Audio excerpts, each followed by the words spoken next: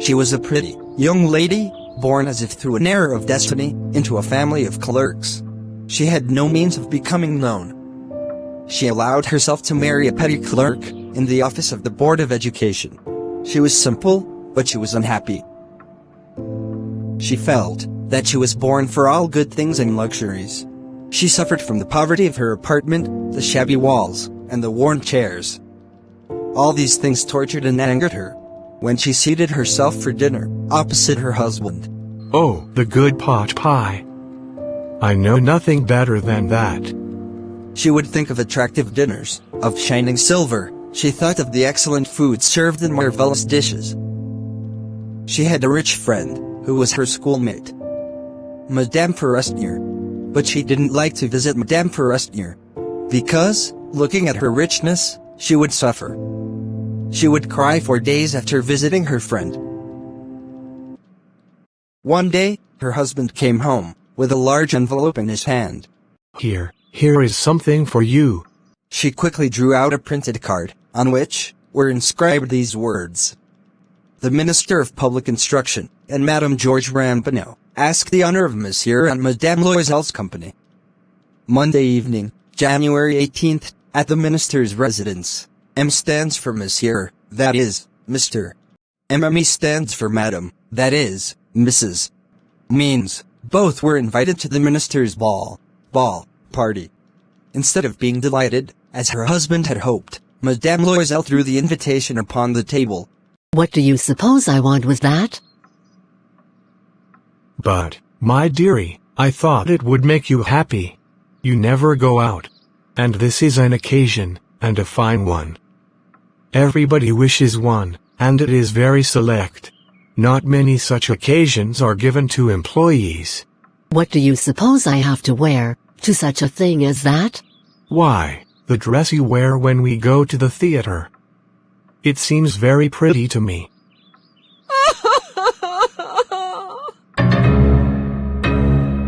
What is the matter?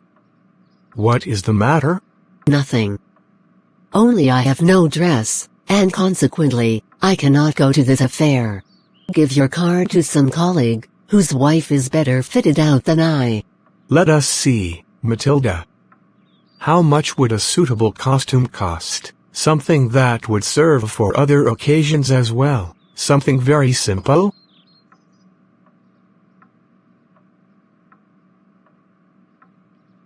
I cannot tell exactly, but it seems to me that 400 francs ought to cover it.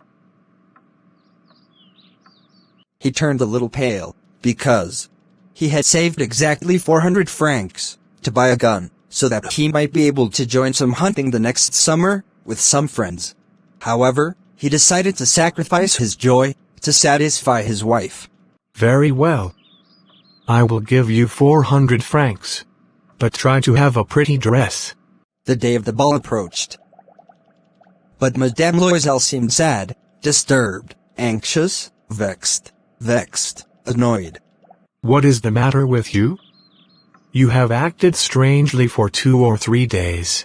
I am vexed not to have a jewel, nothing to adorn myself with. I shall have such a poverty-stricken look.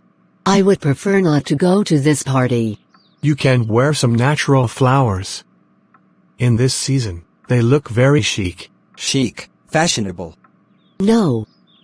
There is nothing more humiliating than to have a chapier in the midst of rich women. How stupid we are.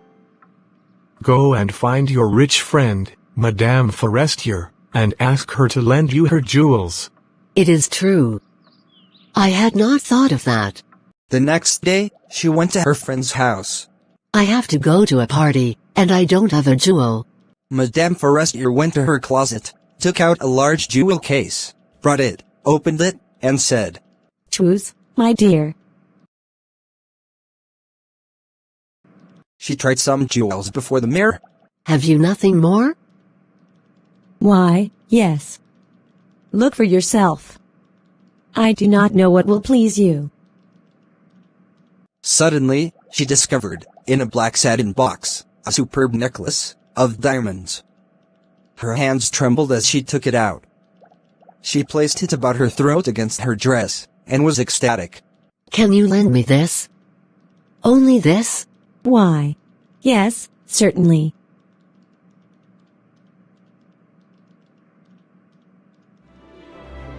The day of the ball arrived. Madame Loisel was a great success. She was the prettiest of all, elegant, gracious, smiling, and full of joy. All the men noticed her, asked her name, and wanted to be presented. She danced with enthusiasm, intoxicated with pleasure, thinking of nothing but all this admiration, this victory so complete and sweet to her heart. Since midnight, her husband was half asleep, in a little salon, with 3 other gentlemen, whose wives were enjoying themselves. Salon, a large room for guests. He gave her simple wraps. Wrap, a shawl that covered the shoulders. Means, the wraps were so simple, that they clashed with the beauty of her dress. She wished to go home quickly, as she didn't want to be noticed by another woman, who were wearing some rich fur wraps. Wait here.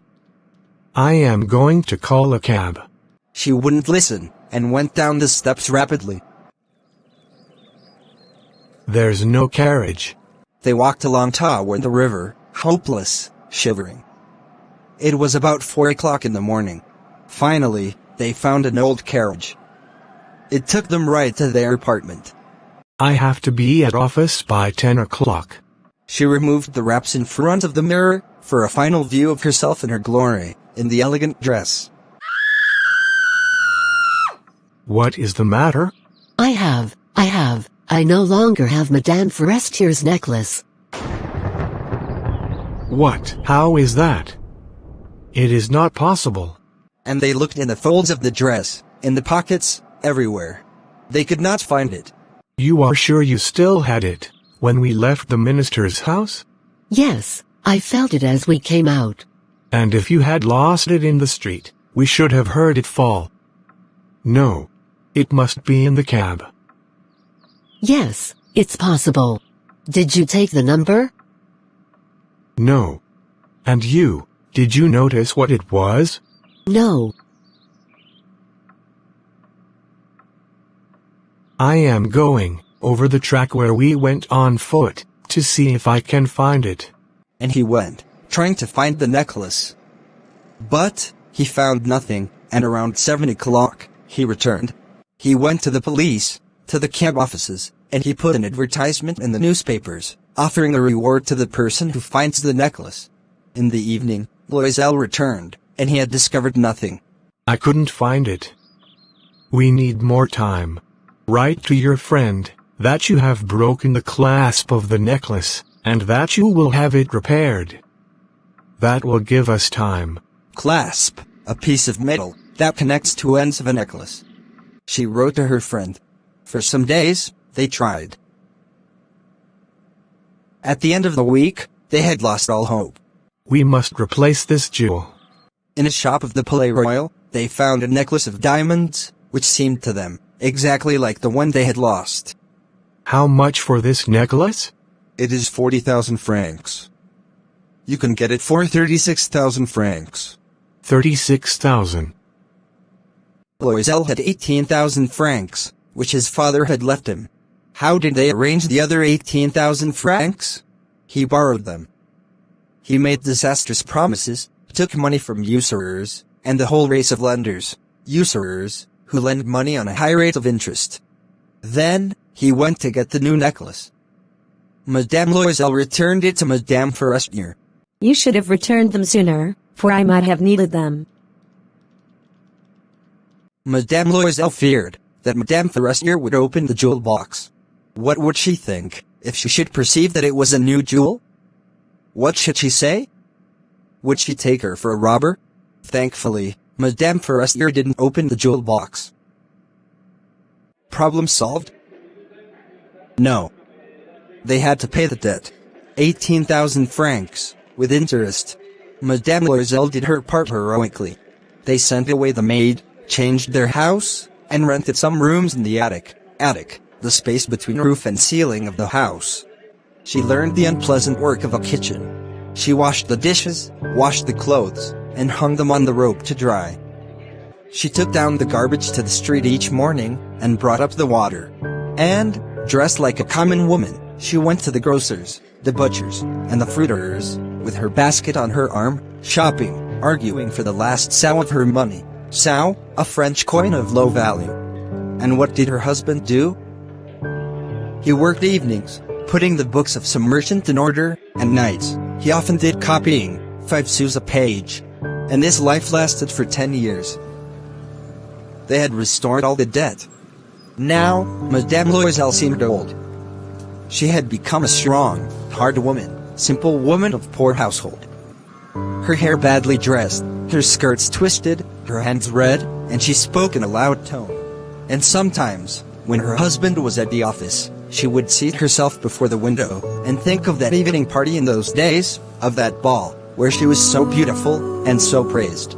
How would it have been, if she had not lost the necklace? Who knows? How unique is life, and how full of changes. How a small thing will ruin, or save one.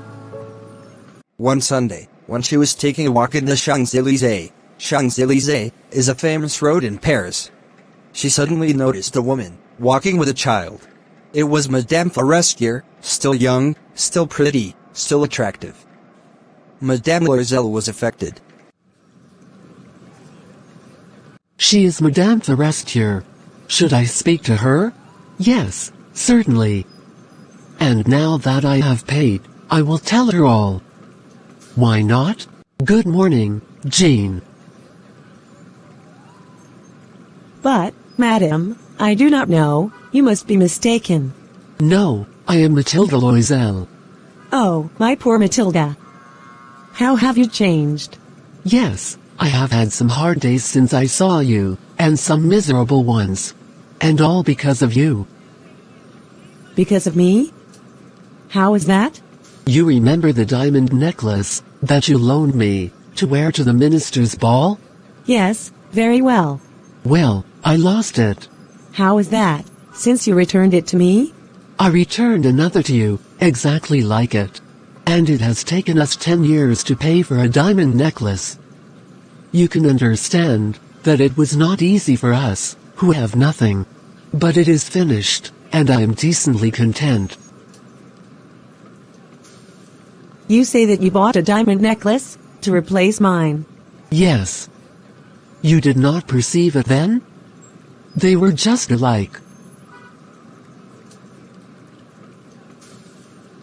Oh, my poor Matilda.